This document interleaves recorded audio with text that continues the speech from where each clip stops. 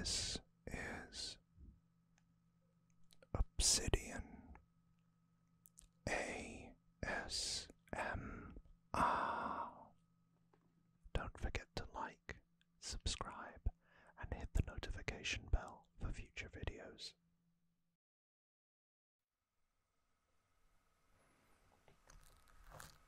Hello again, you wonderful people,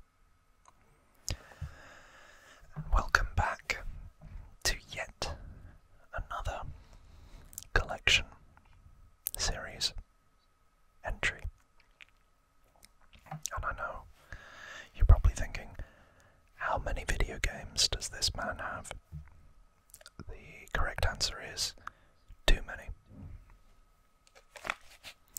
But for you, that's a good thing, because it means you get another video.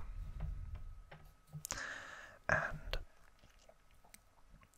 today I'm going to be talking you through my PlayStation 1 collection. A lot of these games we've kind of touched on elsewhere, but this was the first console I ever had, and it was a really cherished one that I still have to this day. It's tucked away safely. But without further ado, if you like the content and you want to see more, please consider subscribing and joining the party, the slumber party. And yeah, let's get on with it. So the first three I've got are these.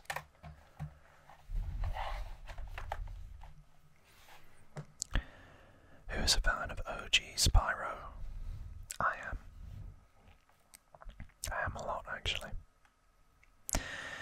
So, what I can tell you is this was the original, done by Insomniac Games, all the way back in 1999, which is crazy. And Spyro, these are the re-released versions, obviously. PlayStation Platinum, it's not the original design. They did grey and black on the spine, rather than the typical black and white, which you'll see on some of the others. But effectively you've got a cover, very thick manual, and the game disc.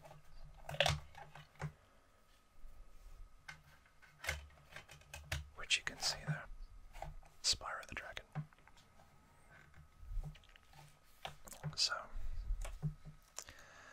this manual actually comes in like 5 or 6 different languages: British, French, German, Spanish, Italian, and Dutch.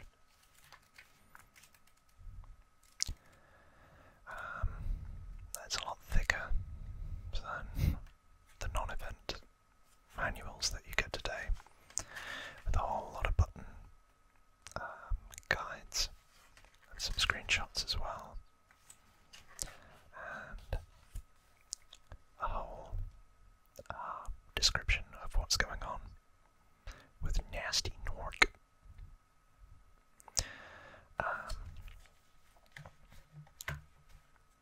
This is probably my favourite, to be fair, simply because this was one of the first games I ever played. One of the first. I remember vividly going to a kind of Blockbusters rental store in my village, where I'd go over to my mum's, spend some time, get a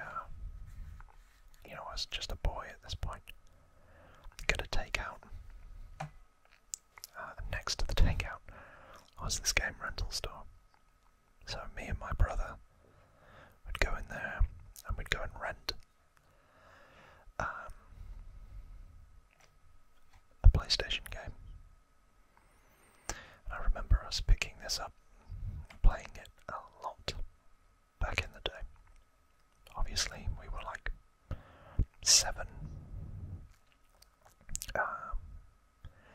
So there wasn't a lot of cognition to get us through the game. But we got pretty far. I didn't beat Nasty Nork, as Spyro would say. But it was enough to get us hooked. And that led to trying Gateway to Glimmer, or Ripto's Revenge, if you are from the United States, because we've got to do things differently here, like drive on the other side of the road, etc. This is probably my least favourite of the 3 games, and I can speak a little bit of German, so Hilfe, Spyro und seinen allerbesten Freund Sparks dabei, ihre neuen Freunde von ihren Unterdrücken zu befreien. Sammy Edelstein.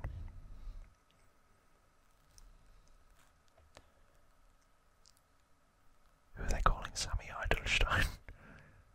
Edelstein. Collect gems. Oh, is that what they mean? Sammel Edelstellen, verdienen Zauberpunkt und entdeckt einen riesig Fantasiewelt voller wundersamen Ländern und bunter Gestalten. Which in English means join Spyro and his best buddy Sparks as they help their new friends overturn this evil regime, collect gems, earn magic points, and discover a huge fantasy world full of strange lands and colourful characters, which is what Spyro was known for. In the Reignited trilogy that came out recently, the 2 that I've actually completed, like 100% or 110% of these 2. I didn't feel the need to go back and do that, but I might at some point. It's just reflective of where I got to as a child.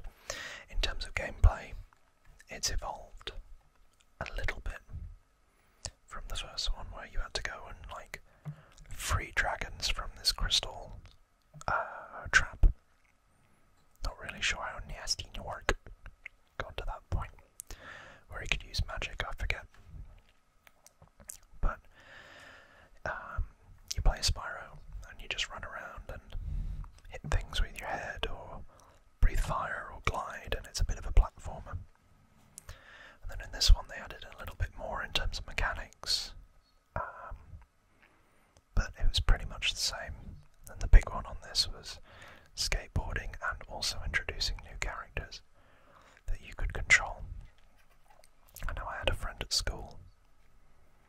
I know, me having friends. Crazy. Well, hopefully not so much. I hope you're all my subscribers and my friends. But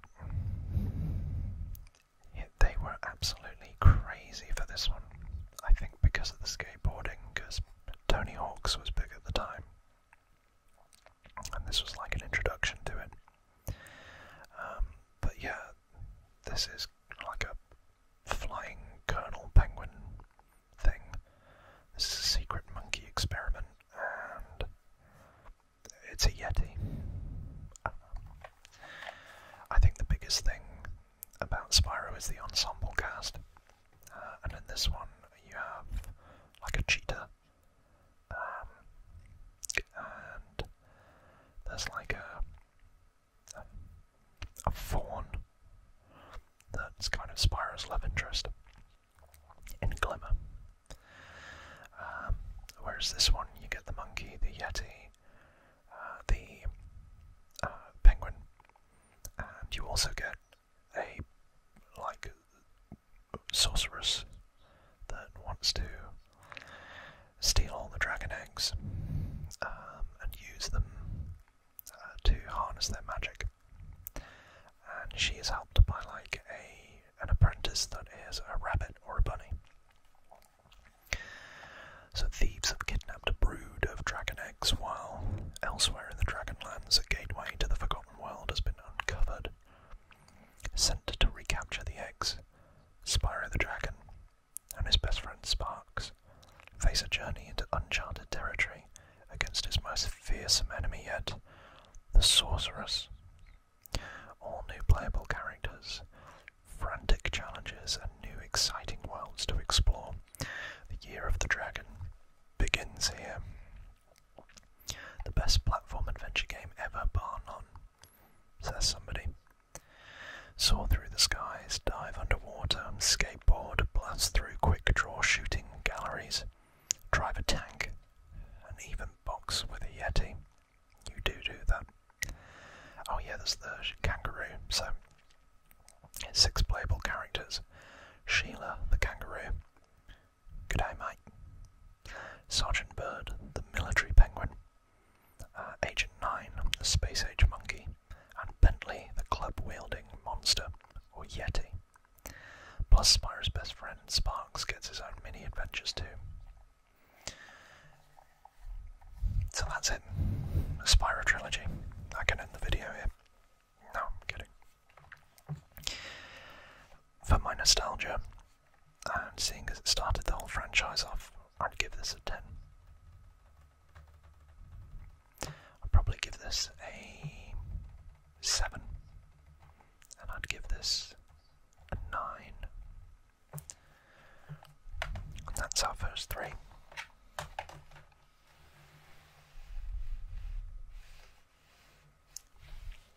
Next, an all-time classic, Space Invaders. It is literally just a home console version. Look at that, nice and blue, by Activision. Oh, they would go on to be such megalomaniacs. So yeah, they even give it a whole backstory there. The origin of the tank. What has come before? It's just literally the arcade game, Space Invaders. That's all it is. But I used to play this all the time as a kid. And I'd get really, really far, and then one of the bosses would turn up, and I think I got like to the last boss, but couldn't quite beat it. It does what it says on the tin. I think it's a timeless game that anybody can enjoy even now. So I think it was originally made by Taito, according to this. But this version was licensed to Activision to make. Got to be an 8 out of 10, just because. Then we move on to another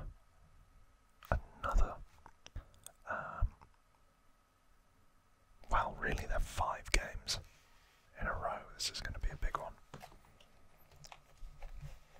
And this was my first games as a kid.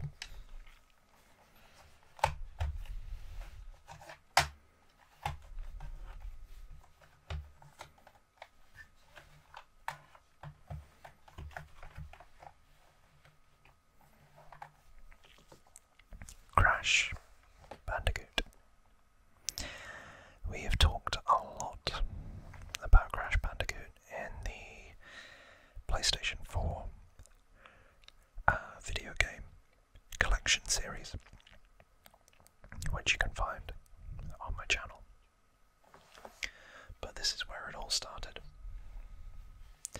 As you can see, most of these are PlayStation Platinums, but this Warped is the only one that is an actual original. Not to say that I bought them 20 years later, these were all bought at the time. So let's start with Crash Bandicoot. This is actually really solid for an original game. Again, you've got 6 languages, but I won't do the German this time. Take a spin with the hyperactive island hopper Crash Bandicoot. Cross flaming pits, sail the river, and ride the wild piggy as you battle all manner of podient beasts and militant marsupials.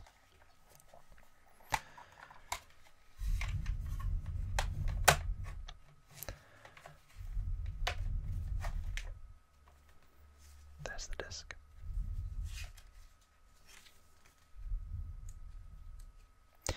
Very easy.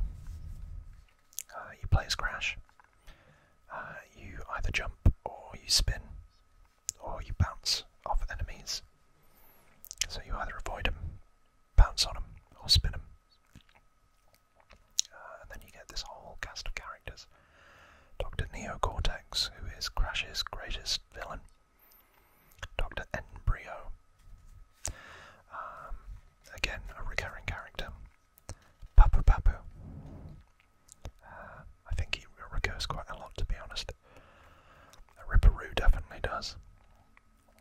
And then you don't see much of Koala Kong or Pinstripe after this game. And Aku Aku is like your sage or your guide that helps you through the game, and also acts as your life force, or extra hit, I should say. There he is, Crash, in full set. He was a big hit. Big platformer that at the time went head to head with Mario. And it was really quite clever what they did with this, because the PlayStation had limited graphic abilities, so we could only produce so many polygons at one time. So the level design was very clever in the sense that the trails warped and waved, meandered, in order to make the levels varied, but also keep within that polygon count. I think it was something like 32 or 64, one of the two. But very good game, challenging. It's not for the faint of heart, but a solid foundation, and I'd give that probably 8 out of 10. You're going to see a theme here.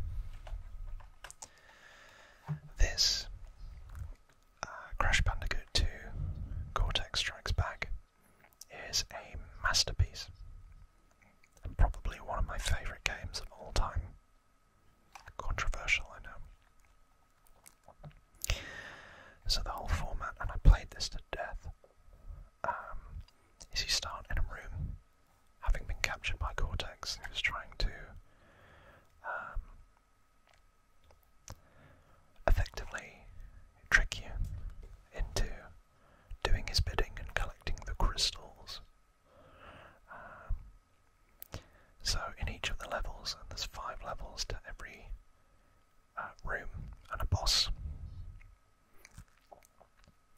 you have to go through the level and collect the crystal and get to the end. That's all. It's platforming. So bigger, free-roaming 3D environments, all new animations, and a whole host of colourful characters. Watch as our hero Crash ice skates, rodeo rides jetpacks through zero gravity in the continuing adventures of Crash Bandicoot 2, Cortex Strikes Back. This time, he ain't joking.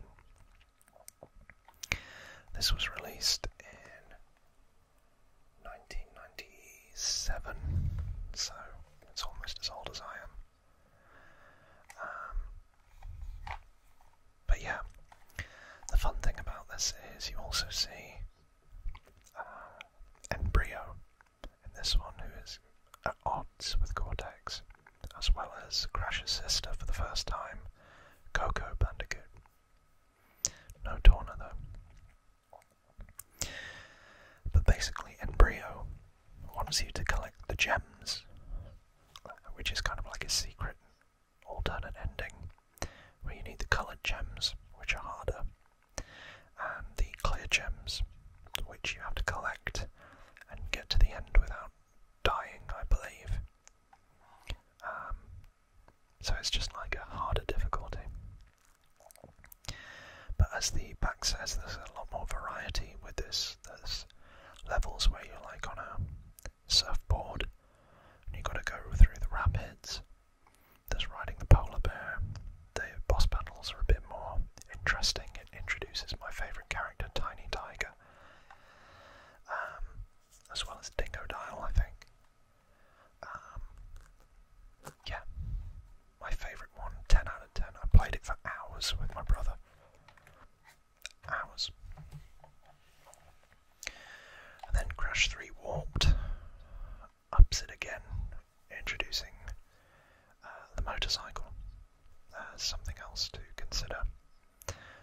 The Tiny Tiger boss, where you're in a gladiatorial arena, and if you hide in the corner, the crowd literally throw cheese at you because you're cheesing the boss, which means cheating with the Wumper Cannon. An aeroplane as well in this. And it introduced time trial mode, which wasn't a thing in the other two. But in the Insane Trilogy, it is a thing for the other two. This was also the first time that you meet Uka Uka, who is like the alter ego of Aku Aku, as well as Entropy, who is like a master of time. And I think you also play as Coco in this one, which is the first time that happens because it isn't in this. So yeah, solid. I'd give this probably an 8 as well. And then we get on to the stranger ones. So you've got to remember at this time, Naughty Dog had produced this trilogy, but they only were contracted to do 4 games. And that's all they wanted to do. They moved on to other things like Jak and Daxter after this. So CTR was the final one that they made. And again, I played this a lot as a kid, not so much the remaster.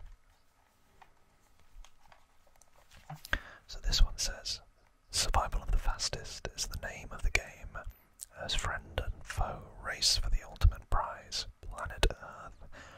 Confronted by nitrous oxide, his most fearsome adversary so far, Crash Bandicoot is forced to ask his old enemies for help. All your favourites join forces in this ultra-fast, addictive kart racing adventure. You've heard of Mario Kart? It's the same thing, just with Crash Bandicoot players, or characters I should say. Wow, look at that. It's a bit of a blast from the past. That's proper multiplayer. I never had one though. I wanted one. And there's the disc. Fat manual. So there's Entropy in Time Trials. And let's see if they've got the characters. And that's how that would work.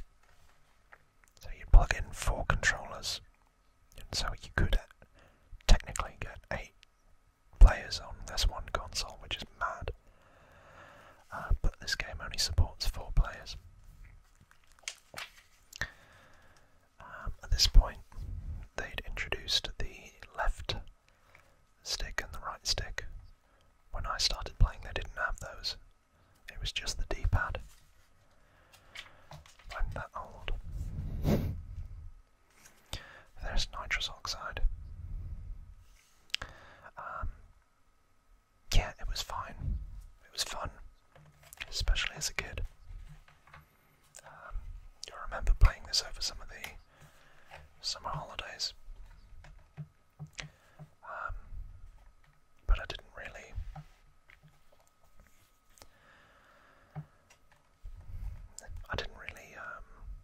get to play it much with friends. So I did a bit of the story, but honestly I didn't get far with it. I'd probably give it a 6, a 7, maybe. I like Crash because it's a platformer. I'm going to say that, and now I'm going to change it with Crash Bash, which is the first non-Naughty Dog game and the only other one, I think, for the PlayStation. So this is a lot of people are a bit hit and miss with Crash Bash.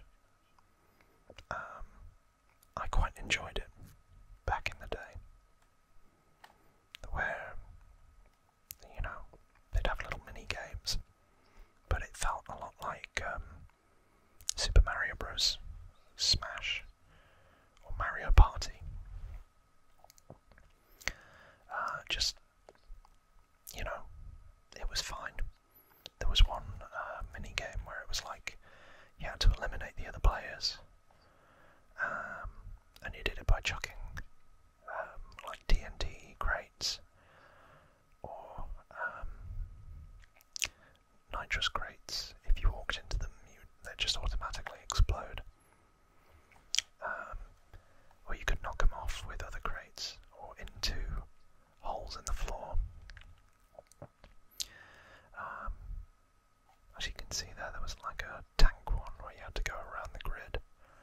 There was like paddleboard as well, where you were controlling like a dodgem car and making sure that you scored against the opposition but not let any metal pinballs through your goal. It was fun. It just, you know, that was about it. So I'd say this is probably another 6. And that is 5 Crash Bandicoot games. We're on a roll.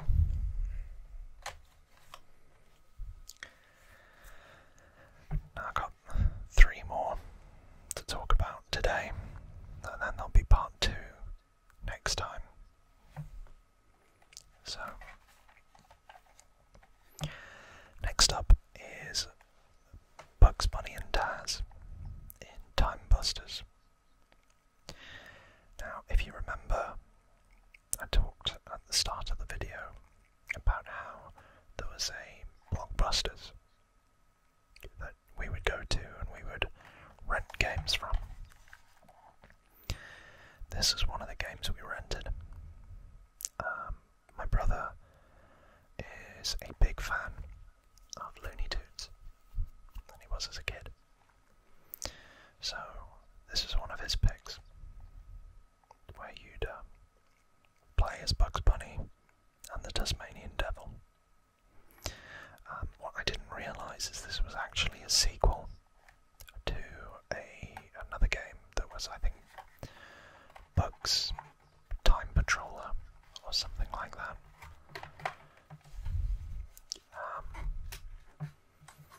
But we loved it so much that when we moved,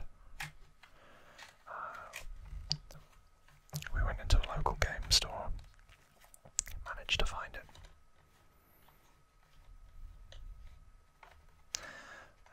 And the cool thing about PlayStation games is some of them were just jet black on the CD.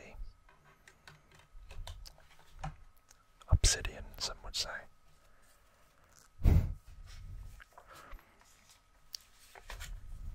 So, while on duty as the top pest controller for Jet Age Pest Control, Daffy Duck accidentally breaks Granny's time regulator and is thrown back in time with the heart of this machine. A precious time gem. It's up to Bugs Bunny and the Tasmanian Devil to bring back this gem and restore order to time. To do so, this unlikely pair will have to travel through 4 different eras in time and will come up against some of the toughest adversaries around, such as Yosemite Sam, Elmer Fudd, Baba Chop, and Count Blood Count. And I think they've just basically got different controls. So with Taz, he was a lot like Crash Bandicoot in terms of his spin, whereas Bugs, being a bunny, would, jump on things and I think had some kind of carrot attack.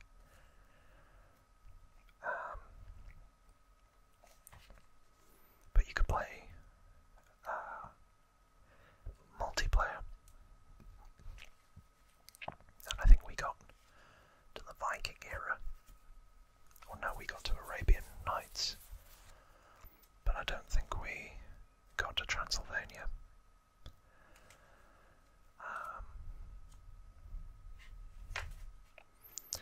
It was good.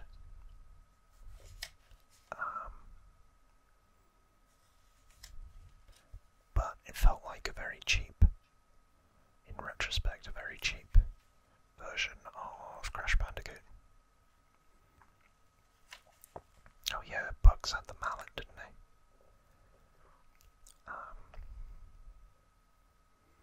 Yeah, and you had to use Taz to push boxes into certain areas or positions so that Bugs could jump up. Yeah.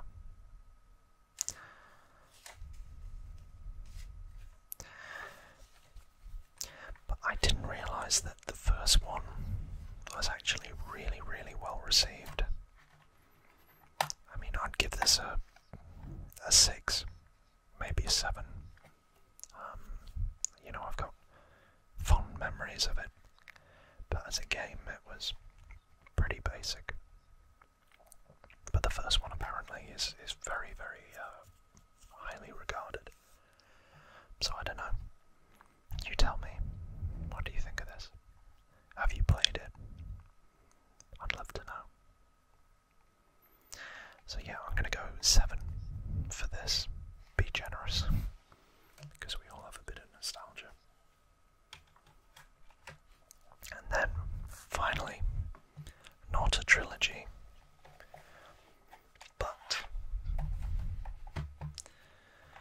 the original 2 Rayman games by Ubisoft before they did Assassin's Creed. Rayman. Wow, this franchise is a little bit old and hasn't really been revived, because the original Rayman again was a platformer. You see what I grew up on. But it was a 2D side-scroller where it was, as you can probably imagine, quite cartoon. Need to use his hair like a helicopter to glide downwards, and he'd throw his hands and things like that.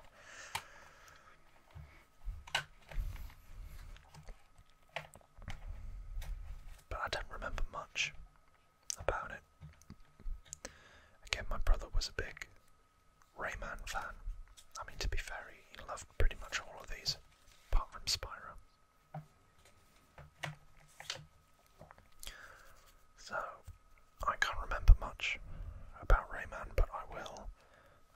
the original controller that I used.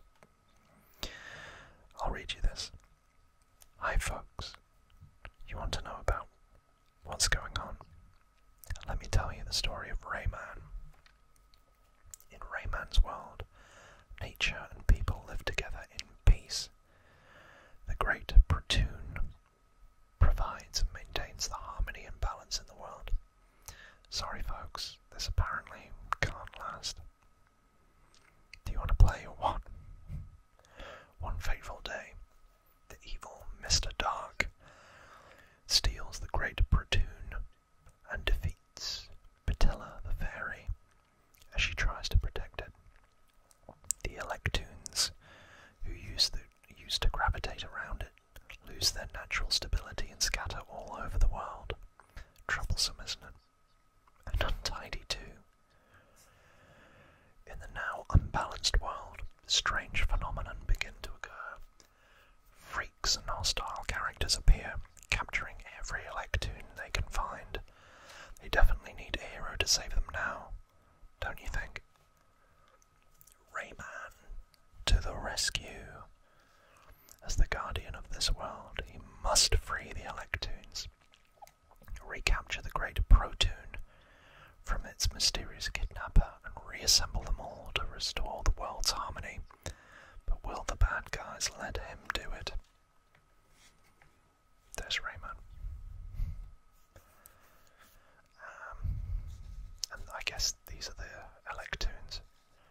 Honestly, I do not remember this at all. I remember playing it, but I don't remember playing the, or rather, I don't remember the story.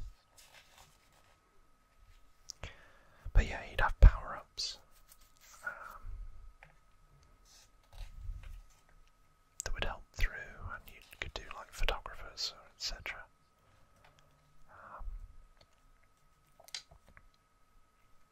Yeah, I'd say, again, I'd give it a 7, because, you know, it's good.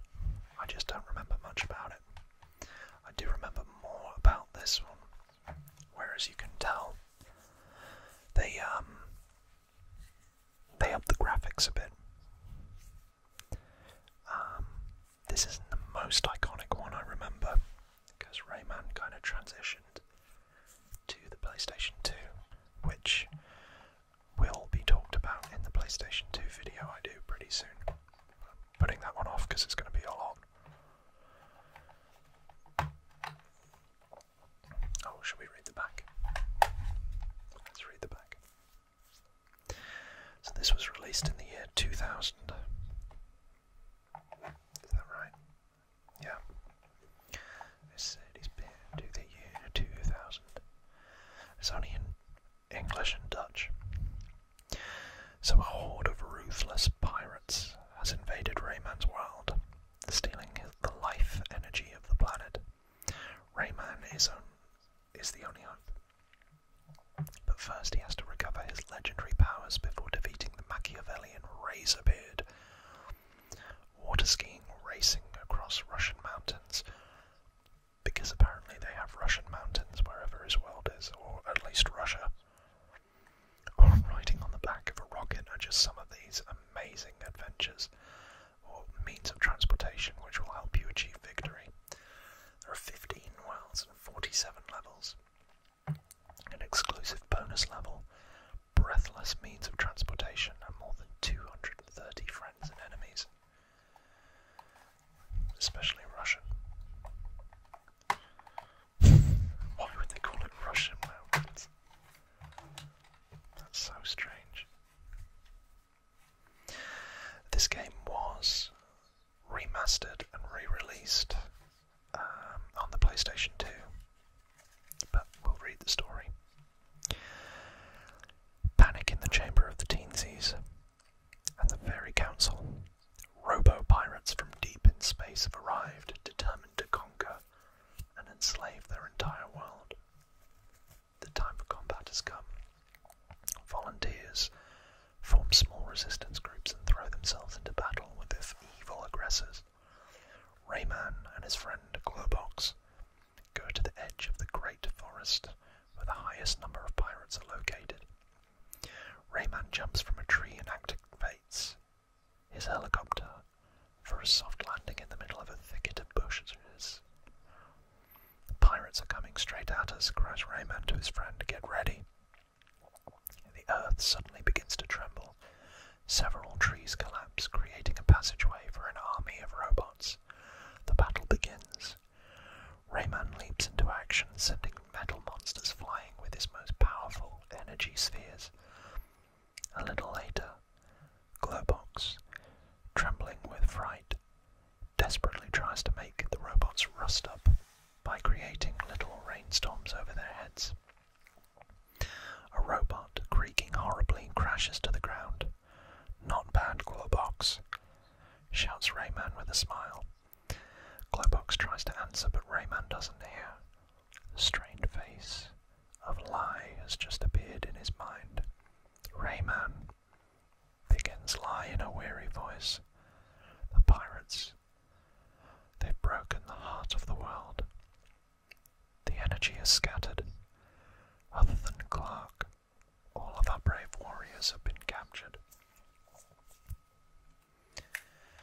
Shocked by this terrible news, Rayman lets himself be surprised by a gigantic robot who pins him between its powerful pinchers. He tries to create a new energy sphere in the palm of his hand, but to no avail. The destruction of the primordial core has taken away all of his powers. Desperate, he shouts to his friend, "They've got me, Glowbox. Save yourself." But what about you? No time to explain. Go find Lai. She'll tell you what to do. After a moment of hesitation, Glowbox dodges between the feet of the robots and plunges into the high grass. An evil laugh reverberates. Rayman turns and sees Razorbeard, the leader of the pirates. "I have you, Rayman. You'll soon be my most obedient slave." Rayman tries to free himself, but the iron grip of the robot tightens around him. He casts a dark look at Razorbeard and shouts defiantly, "It's not over yet, pirate. I'll find a way to escape, and then I'll make you wish you'd never been born." Exciting stuff.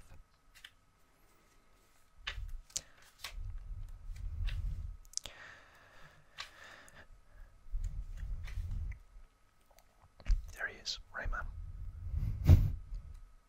Oh yeah, he can climb as well.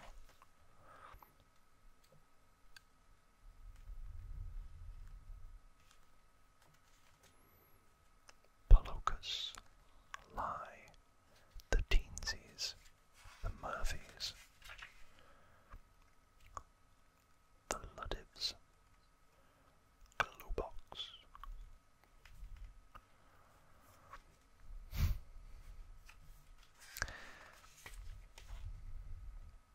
There he is, Admiral Razorbeard, and his henchman. So, again, both of these are platformers, and they were finding their way at this point in time. But I would give this a 8 out of 10, because it does build on that, makes it a little bit better. And again, if you have played these, I would love to know in the comments below. Sadly, that is all we've got time for tonight. But hopefully, you're all sleeping soundly or much more relaxed. Thank you for spending time with me and making it this far through the video. If you've liked what you've heard and seen, give me a thumbs up or a like. I love hearing from you, and I try to reply to all of you, so please get in contact. And of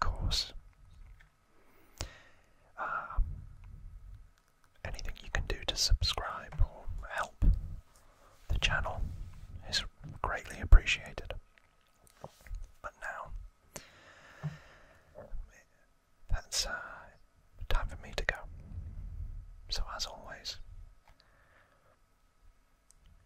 take care of yourselves and each other.